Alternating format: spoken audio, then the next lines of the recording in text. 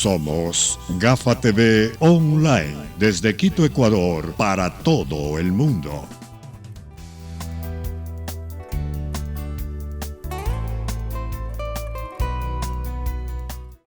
Amigos televidentes de Gafa TV Ecuador, tengan ustedes muy buenos días. Una nueva semana en casa empieza hoy. Esta mañana nos va a acompañar el doctor Hernán Reyes, académico y analista político. Vamos a hablar sobre la comunicación en el tiempo de coronavirus. Para eso le damos paso a nuestro compañero Fernando García. Fernando, doctor, buenos días. Gracias, Galo, buenos días. Hernán, buenos días. Mucho gusto y gracias por tu atención. Gracias a los amigos de Facebook Live, Gafa TV Ecuador. Buenos días en Quito, Ecuador. Buenas tardes y buenas noches en otros lugares del mundo. Hernán, buenos días.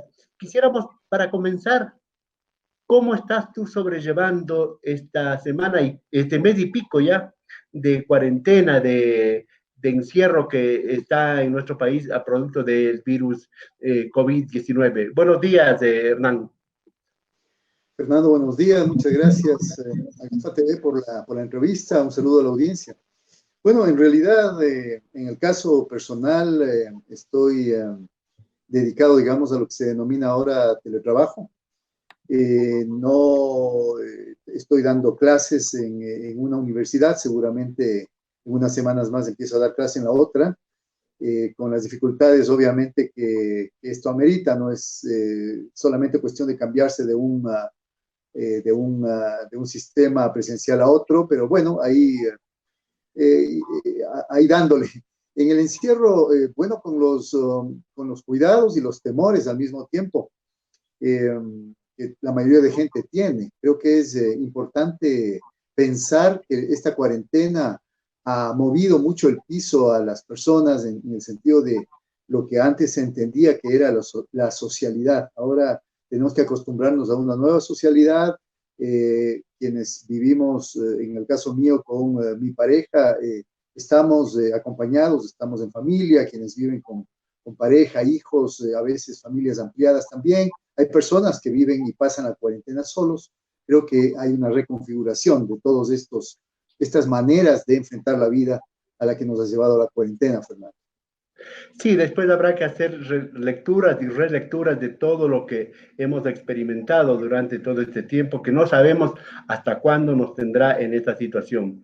¿Cuál es, a tu percepción, a tu entender, una panorámica de lo que está sucediendo en el Ecuador y en el mundo con el coronavirus, toda vez que esta pandemia nos sorprendió, nos cogió desarmados a todos, desubicados, desordenados y con otros elementos que han venido a ser agravantes, de Hernán? Bueno, sociológicamente hablando, se podría decir que es un mundo en una profunda mutación en todos los sentidos, mutación en cuanto a cambios que se da respecto a la cotidianidad. Las personas han tenido que acostumbrarse a esta nueva manera de vivir encerrados, si se quiere, además con los cuidados que amerita una pandemia como la del coronavirus, y desde ese punto de vista su día a día ha cambiado sustancialmente, su experiencia de contacto con la realidad es diferente. A nivel económico, el mundo está entrando ha entrado ya en una profunda crisis. Es evidente que si el aparato productivo y todo el circuito de circulación, de distribución de mercancías está ahora sumamente restringido, es evidente que esto afecta también la capacidad reproductiva de las personas, no solamente en cuanto a alimentación, sino también en cuanto a lo que es educación, lo que es salud, etcétera, etcétera. Y finalmente creo que a nivel político estamos enfrentando situaciones complicadas, porque en realidad muchos de los gobiernos no han enfrentado, nadie estaba preparado ciertamente, pero algunos de los gobiernos a nivel mundial no han enfrentado desde mi punto de vista adecuadamente esta crisis sanitaria, económica, social. Estoy pensando en ejemplos que son aberrantes. El gobierno de Donald Trump en Estados Unidos está muchísimo más preocupado por volver a aprender el switch de la economía, por ejemplo, antes que cuidar la integridad, la salud, la vida de las personas. En la región, en Latinoamérica, el gobierno del presidente Bolsonaro en Brasil sigue el mismo camino. Es más, se ha generado de alguna manera, inclusive, diría yo, una serie de tensiones y contradicciones internas. Hay gente que ha salido a las calles a respaldar a Bolsonaro, inclusive armados, para que se termine la cuarentena. Esto me parece que es casi yo diría casi un suicidio, en el sentido de que la cuarentena es lo primero que deben pensar las personas y los gobiernos y las estrategias para poder preservar la salud. La economía efectivamente está sumamente golpeada, pero no va a haber economía saludable si la gente sigue muriendo y si es que existe eventualmente el riesgo de contagio masivo nuevamente, una primera o segunda ola de contagio masivo, reabriendo cuando no se debe aún reabrir el aparato productivo. Entonces, Hernán, o sea, sí, la arrogancia, la soberbia de muchos gobiernos, como tú has citado, Bolsonaro, el señor Trump, de poner en primer plano la economía, y en el caso de Estados Unidos, de poner la expectativa de la reelección presidencial.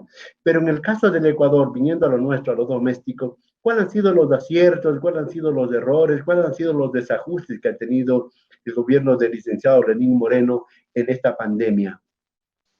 bueno, creo que es fundamentalmente la inoperancia. Creo que fundamentalmente ha sido la ineptitud para poder racionalmente enfrentar la pandemia con los recursos que tenemos y en las condiciones que tenemos.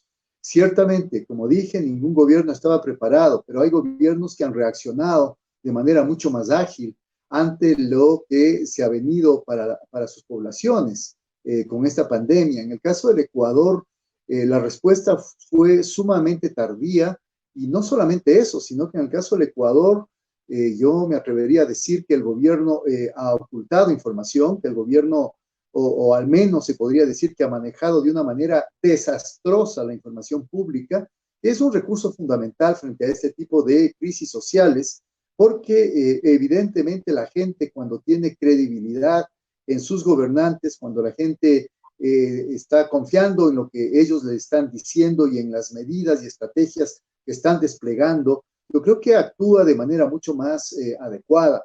En el caso del Ecuador, ocultar, diría yo, no transparentar la información real sobre lo que sucedió, por ejemplo, en la ciudad de Guayaquil, es prácticamente una señal muy clara, inequívoca, de que el gobierno ecuatoriano ha actuado de manera... O sea, ha faltado un poco de proactividad, de ser propositivo de parte del gobierno, y una evidente falta de liderazgo, pues.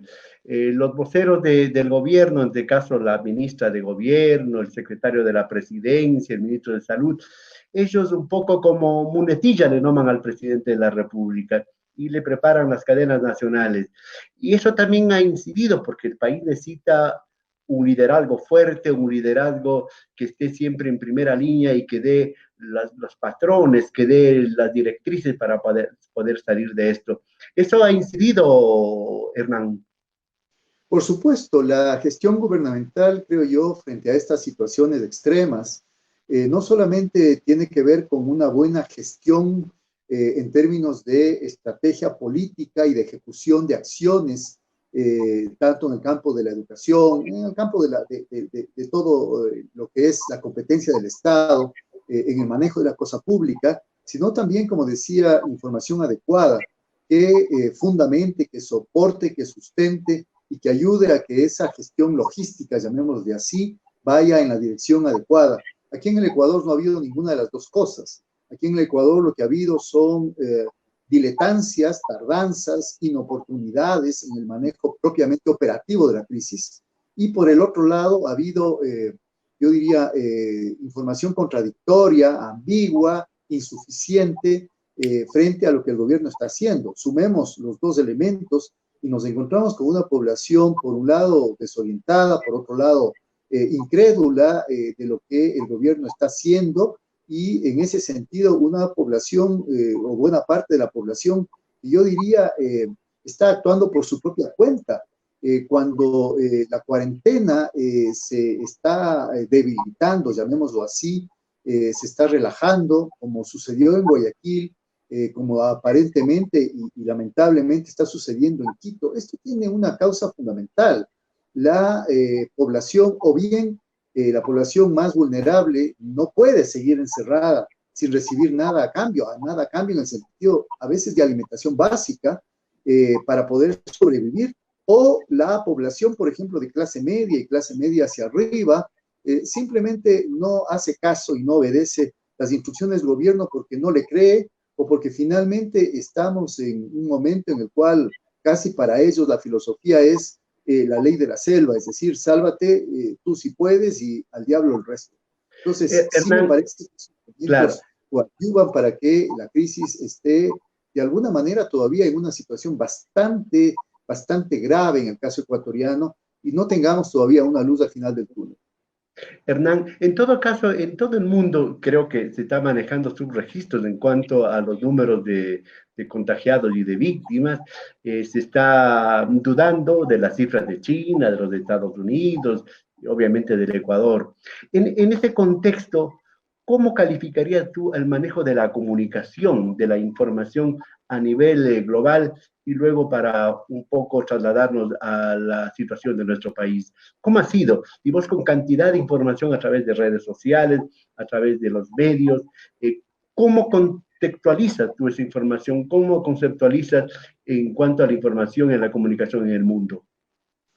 Yo diría bastante deficiente en el caso del Ecuador. Ya voy a hablar del mundo y del contexto que rodea esto, pero creo que lo esperable era que el Comité Operativo de Emergencia, el COE Nacional, sea el ente articulador de los datos, de las cifras, de la información, que juntamente con la Secretaría Nacional de Comunicación, la SECOM, se iba a transmitir a la población.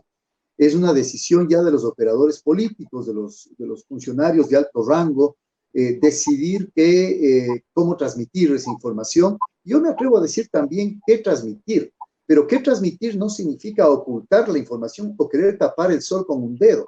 Ya hemos visto, como decía en el caso de Guayaquil, cómo ha sido la población ecuatoriana ha recibido como un baldazo de agua fría, y eso por la presión de ciertos medios de comunicación, yo diría de carácter alternativo, o algunos medios que ya no podían seguirse manejando más con la información que el gobierno les daba y han actuado por propia cuenta o por obra de investigadores periodísticos o inclusive de las propias redes sociales, que el gobierno ha tenido finalmente que ir aceptando paulatinamente que el número de muertos en la ciudad de Guayaquil rebasa con mucho las cifras oficiales de personas muertas por coronavirus. Por ejemplo, esto de manejar dos cifras, las personas muertas por coronavirus de manera comprobada y las personas que han fallecido por causas respiratorias, por problemas agudos respiratorios, sospechoso, dice el gobierno, como muertes probables de coronavirus, ni aún sumando las dos cifras nos acercamos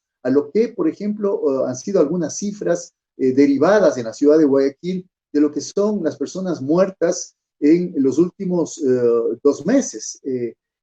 Cifras provenientes esta vez de los cementerios, de las funerarias y de los servicios de recolección de cadáveres que se han puesto en marcha. Desde ese punto de vista, cuando la gente empieza a desconfiar de la información, puede aparecer que venga esta información de golpe, que se sincere de golpe la información, y por supuesto esto está calando muy fuertemente en el ánimo. Lo único que puede producir el momento en que de una semana acá la información sobre muertos en Guayaquil para la mayoría de la población ecuatoriana ya asciende a algunos miles de personas muertas, quizá por coronavirus, más allá de que esto no sean datos oficiales, lo que la gente empieza a hacer es a desconfiar abiertamente, a dejar de ver, por ejemplo, las cadenas nacionales o inclusive en un momento determinado a apropiarse del mensaje del gobierno en términos invertidos. Es decir, a decir, si es que el gobierno dice que hay que hacer tal cosa, yo voy a hacer la cosa contraria porque yo no confío en la posibilidad de este gobierno para poder manejar la crisis. ¿Estamos a punto de corregir, Hernán, en alguna medida eso?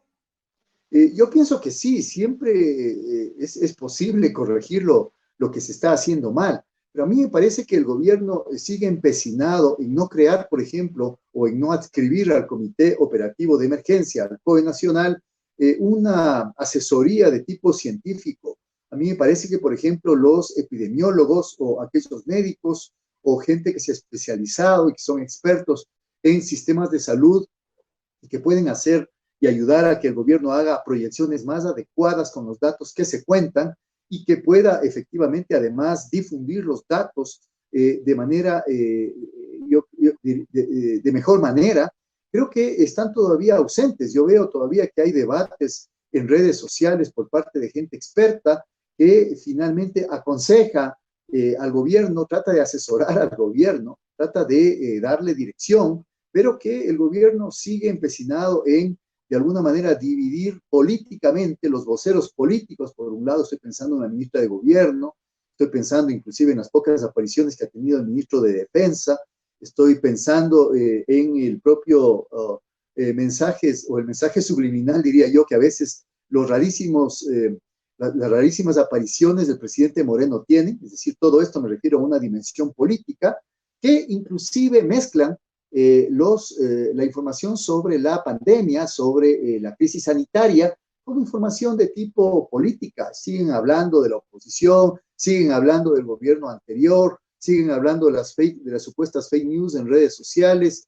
siguen diciendo que a las otras funciones del Estado, mandándoles mensajes implícitos de que si es que van a estorbar, mejor se hagan a un lado. Siguen hablando de la muerte cruzada entre líneas o entre corchetes, porque no lo dicen ni siquiera. O sea, Hernán, entonces, hay una intención por detrás, hay una intención tras bastidores del gobierno en cuanto al manejo de la información, de la comunicación.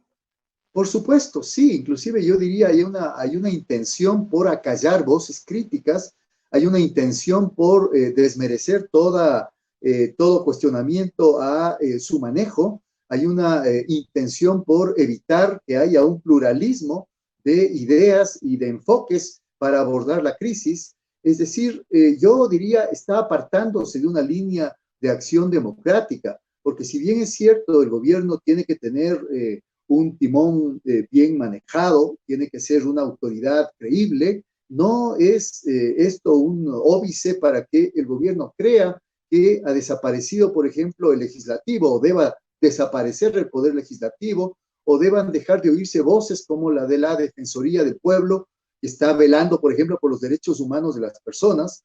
Voy a poner solamente un ejemplo. No puede ser que la cuarentena esté manejada en términos autoritarios, en términos violentos, es decir, afectando los derechos humanos de las personas. No puede ser que se agreda a las personas que por alguna razón, sobre todo los grupos de personas más pobres, han tenido que salir de su casa a buscar cómo se ganan ese día a día o qué consiguen para comer. Y desde ese punto de vista, instituciones como la Defensoría del Pueblo, yo creo que es una institución que está actuando de manera adecuada, preservando los derechos humanos de las personas, intentando defenderlos. Hernán, en todo caso, esta tarea no debería ser solamente del Ejecutivo, Hernán, debería ser del Estado en su conjunto, de los otros organismos estatales. La Asamblea tampoco ha dado muestras de actividad, de acciones que puedan contrarrestar la situación, e igual otras funciones del Estado. ¿Cómo debería coordinar, cómo debería mancomunarse los esfuerzos y los recursos incluso de todo el Estado nacional? Bueno, alrededor del propio mensaje que el gobierno está intentando posicionar, que es el de la unidad nacional. Esa idea de unidad nacional no debería ser solamente una frase retórica, debería ponerse en práctica, por ejemplo, evitando que haya este manejo del Ejecutivo con respecto al Legislativo. Voy a poner el caso de esta ley para crear esta cuenta nueva de recursos para enfrentar la pandemia, que ya ha sido enviado al Legislativo, pero donde se están repitiendo las mismas mañas, diría yo, las mismas mañoserías politiqueras que se ha venido haciendo desde hace muchos años, y me refiero a muchos años. Es decir, el Ejecutivo quiere imponer su punto de vista cuando hay puntos de vista discordantes o criterios diferentes al interior del Legislativo.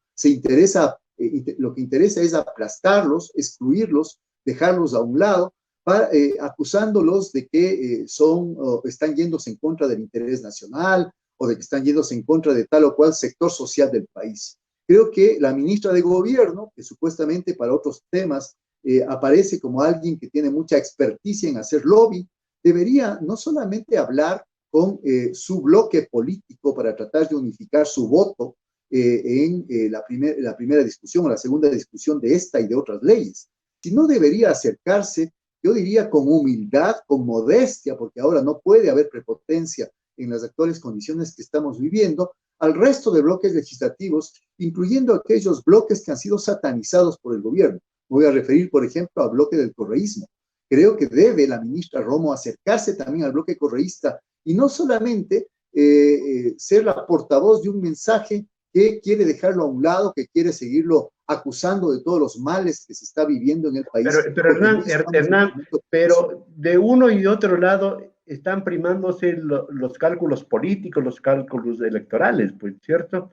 Porque en todo caso todavía está vigente las elecciones del 2021. Entonces, uno y otro no quiere mojarse el poncho, no quiere embarrarse los zapatos. Así es igualmente repudiable el hecho de que el vicepresidente de la República esté más preocupado por el fotógrafo que le acompaña y por la pose que debe adoptar cada vez que hace un recorrido a un hospital o a un sector social afectado por la pandemia. Es igualmente repudiable que no sé, yo digo que el expresidente Correa, y yo al menos tengo una fortísima crítica a las palabras que el expresidente Correa hizo hace poco en una entrevista con un medio mexicano, indicando que en este momento debería ser el señor Nebot el que tome las riendas del país. Esto no está bien, es decir, puede y está en el derecho de hacer críticas al manejo, como todos los ciudadanos tenemos, del actual gobierno, pero en un momento determinado, saltarse por encima de todas las diferencias políticas y un rato determinado por yo diría, el malestar que le ha causado, la rabia que le ha causado este manejo de la fiscalía, digamos, efectuando una sentencia, llegando a una sentencia en pleno tiempo de coronavirus, una sentencia en un proceso judicial sumamente polémico y sumamente cuestionable, pero no le da derecho tampoco a aquello. Me parece que el gobierno a su vez ha respondido medio electoralmente en términos de hablar de una muerte cruzada, que no es sino otra cosa que una amenaza velada a la Asamblea, o se someten... En todo caso, los ecuatorianos, Hernán, los ecuatorianos somos víctimas de una pandemia y también somos víctimas de esa irresponsabilidad de políticos como Correa, como el gobierno, como los otros que están pensando en las elecciones.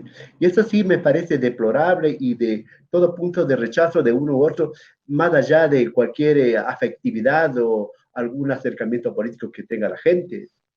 Por supuesto, el momento actual amerita que nos concentremos en cómo este gobierno, con toda la incapacidad que ha mostrado, con toda la ineptitud, salga adelante lo mejor posible, porque si es que este gobierno sale adelante lo mejor posible en el manejo de la crisis, todos salimos ganando, especialmente, no me refiero solo a quienes pertenecemos a la clase media o quienes pertenecen aún a sectores mejor posicionados económicamente, que podemos sin ningún problema, o mejor dicho, con todos los problemas del caso, pero podemos seguir en cuarentena durante 15 días más, durante un mes más, durante 3 meses más, quizá durante 6 meses más sin que se nos destroce la vida.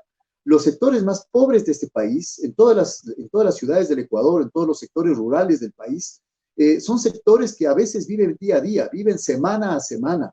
Ellos son los que van a pagar los platos rotos si es que sectores políticos actúan politiqueramente y electoralmente.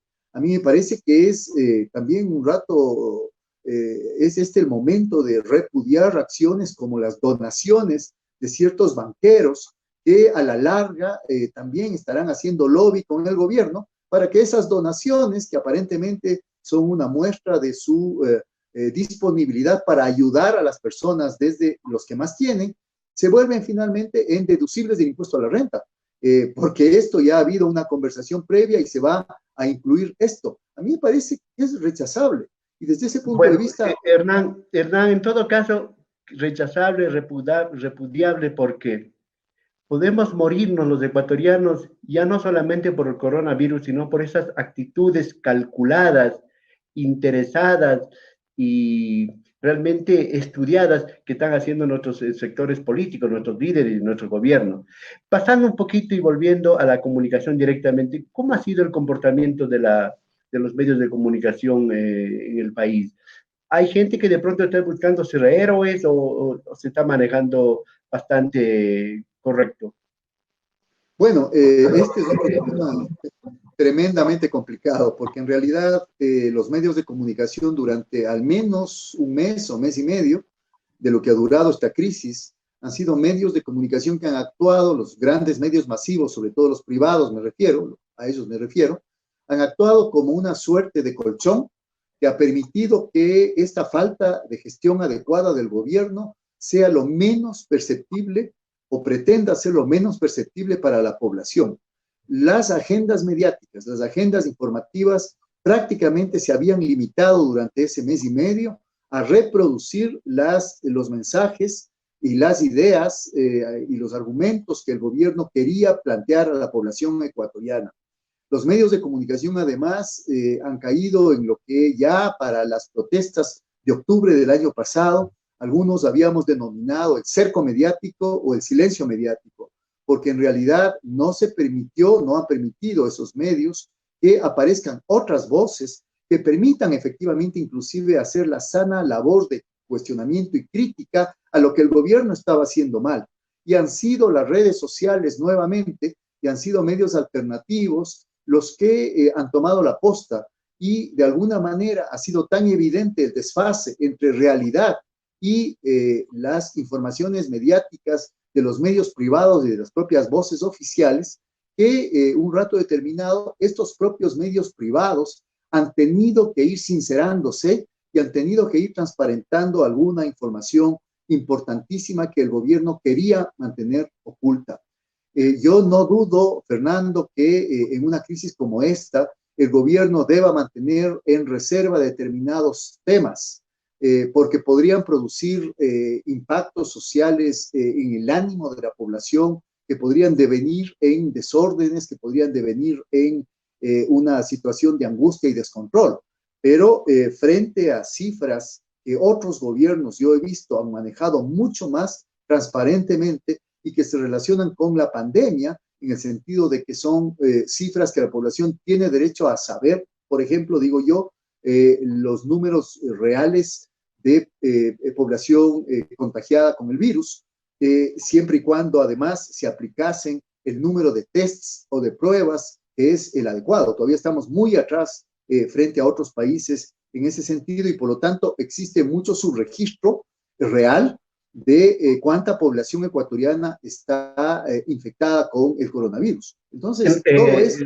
Hernán, en todo caso, las redes sociales siendo un aparato, un instrumento positivo en cuanto al manejo de la información y la comunicación, también ha habido infiltraciones de sectores interesados, creo yo, o al menos así se dice, para un poco generar un poco de inestabilidad, un poco de ansiedad. Eso es muy peligroso, retomando tus palabras anteriores, de que el gobierno tenga el derecho de reservarse alguna información, pero con la consigna de no generar, ¿no es cierto?, una preocupación, una alteración de la comunidad. Pero en las redes sociales también ha habido, Hernán, cierta irresponsabilidad, y eso hay que saber un poco tomarle con un poquito de pinzas para no generar un poco de exagerada preocupación y alteración del orden. Sí, pero no caigamos en el discurso del gobierno de creer que en las redes sociales están operando los productores de fake news y los trolls de la oposición, y que todo lo que se dice en redes sociales debe ser desmentido y debe ser no escuchado, no aceptado por la población. Acordémonos que ya en octubre las redes sociales fueron el espacio más propicio para que nosotros entendamos la magnitud de la represión del gobierno ecuatoriano frente a la protesta social. Y en las redes sociales, por supuesto, hay de todo, Fernando. Es decir, hay trolls que... trolls de uno y de otro lado, de los dos lados. Desestabilizar. Hay trolls de la derecha que de hecho están operando muy activamente desde hace bastante tiempo, y hay trolls del gobierno. Es fácil, por ejemplo, mirar cómo cuando determinadas voces críticas con muchos seguidores en redes sociales, estoy pensando en Twitter o en Facebook, están haciendo cuestionamientos argumentados, estas personas son inmediatamente hostilizadas, agredidas por trolls que obviamente no pueden responder sino al gobierno. Entonces, cuidado con hacer esta distinción de que las redes sociales son un espacio no confiable para la información y que los medios masivos de comunicación sí son espacios confiables. Yo creo que hay que analizar caso por caso. Ahora los medios de comunicación privados están de alguna manera con una posición un tanto más crítica, están ofreciéndonos de alguna forma información más confiable, inclusive también algunos medios digitales que se han desprendido de esta suerte de ser colchones del gobierno, están también actuando de manera más plural, están abriendo, si ustedes quieren, sus espacios para que la gente se informe mejor, más y mejor, pero todavía, lamentablemente, otros medios siguen todavía cubriéndole las espaldas a acciones que no merecen ser justificadas.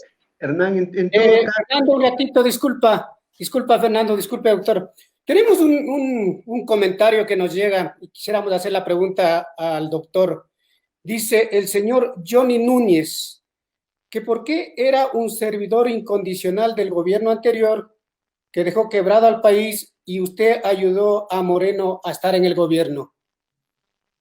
Respetando al señor que manda el mensaje, servidor incondicional no he sido nunca de nadie.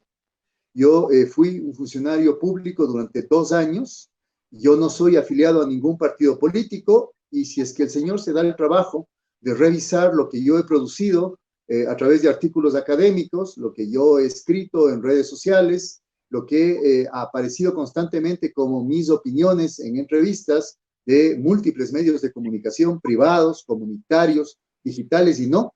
Él verá que yo no estoy sirviendo incondicionalmente a nadie, que no soy un fanático político de nadie y que lo que yo lo pienso y lo digo es porque lo hago en calidad de libre pensador. Así que esos comentarios que pretenden hacer lo que comúnmente se llama una descalificación, una falacia ad hominem, queriendo descalificarme a mí para poder descalificar mis ideas, yo diría, el señor debería pensarlo mejor antes de poner un mensaje como el que pone, o simplemente estaría haciéndole un flaco favor a aquellos que quieren acallar voces con las que no concuerdan. Eso es autoritarismo y no democracia. Hay otra consulta de la señora Marta Molina. Dice, la clase media ya está pagando los platos rotos. ¿Qué tiene que hacer? La clase media es la que de alguna manera está en medio de toda esta pandemia. Por un lado, en una condición mucho más privilegiada que la mayoría de ecuatorianos que no pertenecen a la clase media, y por otro lado, con menos recursos que las clases acomodadas o clases altas. La clase media es la que de alguna manera quizá está más en condiciones de poder seguir este momento las necesarias reglas de juego que tenemos que cumplir. Y entre esas está el quedarnos en casa, porque mucha de la clase media es la clase que puede efectivamente trabajar, hacer teletrabajo, es decir, trabajar desde casa. Lamentablemente vamos a vivir para la clase media un proceso de depauperación, de precarización, es evidente. Y esto se nota porque en los últimos meses y en los últimos años ha habido, por ejemplo, una serie de despidos de funcionarios que trabajan sobre todo en el sector público, que pertenecen fundamentalmente a la clase media. Y estos últimos días, a través de las medidas, sobre todo la implementada hace 3 o 4 días por el Ministerio de Finanzas, se va a seguir despidiendo a funcionarios del aparato estatal y estos funcionarios pertenecen fundamentalmente a la clase media. Esto quiere decir que va a ser una clase sumamente golpeada, que por un lado, como digo, debe cumplir porque todavía tiene ciertas posibilidades por su ahorro familiar, por sus condiciones socioeconómicas, de cumplir la cuarentena y hacer trabajo desde casa los que pueden. Pero paulatinamente esta clase media va a también verse fuertemente golpeada por lo que se viene en los meses subsiguientes. Estamos terminando la entrevista, Fernando. A ver si tú tienes para cerrar la entrevista. Bueno, gracias a las personas que han mandado los mensajes, ¿sí? En todo caso, nosotros no tenemos sino la intención de recibir voces y miradas, ¿no es cierto? Y oídos de todos los sectores y cada quien tiene su propia verdad. Hernán, para ir concluyendo, el reclamo que hace el gobierno o la protesta que hace el gobierno a la UNICEF, a la UNESCO, digamos, respecto a las noticias falsas, ¿tiene cabida, tiene sentido? Tiene cabida y tiene sentido siempre y cuando también deje de operar con sus propios productores de noticias falsas o con sus propios trolls. Si no, no tiene sentido, porque volveríamos a caer en lo mismo. Acusa el gobierno, ve una viga en el ojo ajeno, pero no ve en el propio ojo. El gobierno tiene que respetar las opiniones de los demás. Ha habido ya denuncias de periodistas que han sido hostilizados, a quienes se les ha quitado inclusive la memoria de sus cámaras cuando han querido informar. El gobierno, desde el primer día, el gobierno del presidente Moreno, mencionaba que es un gobierno con aires de libertad. Creo que esta libertad de acceso a la información pública, libertad de información, libertad de opinión y de criterio, debe ser una libertad absolutamente respetada por este gobierno. Esto no lo hizo el gobierno el mes de octubre, creo que es evidente aquello, y creo que el gobierno en este momento tiene que ofrecer esta señal, si es que quiere hablar de unidad nacional, quiere hablar de concordia, quiere dejar de actuar politiqueramente, el gobierno tiene que dar esta señal de confianza a la población de que va a permitir de manera abierta que todos nos expresemos, pensemos lo que pensemos y que los medios de comunicación actúan sin ningún tipo de reserva ni cortapisa. Muy bien, Hernán. En todo caso, habrá mucho para hablar, porque esto recién comienza. Habrá nuevas relecturas, nuevos diseños. Se caerá un sinnúmero de paradigmas, porque el Ecuador y el mundo es uno, o fue uno antes de la pandemia, y será otro diferente después de la pandemia. Para concluir, Hernán, cuéntanos, ¿cuántas veces al día tú ingresas a la cocina? A la cocina. Ajá. Bueno, entro, no sé, 3, 4 veces al día, combino mis actividades académicas con ayuda en casa, estoy apoyando fuertemente las actividades domésticas, no solamente es la cocina, es el jardín, es el resto de la casa, hay que hacer limpieza, no nos olvidemos que estar en cuarentena significa estar también expuestos a que si no se hace la limpieza adecuada del hogar, no se lo airea, no se abren las ventanas, no se limpia, no se aspira. El polvo puede afectarnos en esta época, sobre todo que está combinándose un clima tan frío a ciertos momentos y tan cálido en otros momentos. Entonces, sí, esas son las actividades que yo realizo cotidianamente y con eso el tiempo se pasa bastante más rápido que en mis rutinas normales cuando yo podía salir de casa. En todo caso, se potencializan otras fortalezas que tenemos los hombres, que tienen las personas en la casa, ¿verdad? Y compartir es mucho más llevadero. Definitivamente, creo que muchas de nuestras creencias, muchos de nuestros hábitos, muchas de nuestras formas de comportamiento que hemos tenido hasta ahora están sufriendo y van a sufrir profundas mutaciones y modificaciones. Creo que vamos a valorar mucho más la cercanía con los seres queridos, con los seres que nos quieren y a quienes queremos. Creo que vamos a valorar mucho más el trabajo colaborativo, creo que esto es importante. Creo que vamos a cuidarnos más y creo que vamos a cuidar más a otras personas. Espero que esta sea más bien la tendencia mayoritaria que todos nosotros, a que todos nosotros nos adhiramos. Ojalá esto no signifique, como lamentablemente para algunos también significa, el querer simplemente desde una postura egoísta salvarse uno, salir lo mejor parado posible uno y olvidarse de los demás. Ahora es cuando más la gente necesita de nosotros y sobre todo la gente más vulnerable, la gente en condiciones más precarias. No nos olvidemos de eso. Muy bien, estos cambios, estas mutaciones que sean para bien, para después de esta pandemia que no sabemos cuándo termine ni cómo termine, nos constituyamos en mejores seres humanos, en mejores amigos, en mejores profesionales, en mejores trabajadores, ojalá en mejores empresarios y mejores gobernantes. Hernán, muchas gracias por tu tiempo, por tu paciencia, te molestaremos en próximas oportunidades. Esta ha sido la entrevista de esta mañana a inicio de semana con el doctor Hernán Reyes, catedrático y analista político, aquí en Facebook Live de GAFA TV. Un buen día, ya volvemos. Muchas gracias a ustedes. Muchas gracias, Fernando, por el aporte en beneficio de la comunidad, que es el lema de nosotros. Gracias, será hasta la próxima.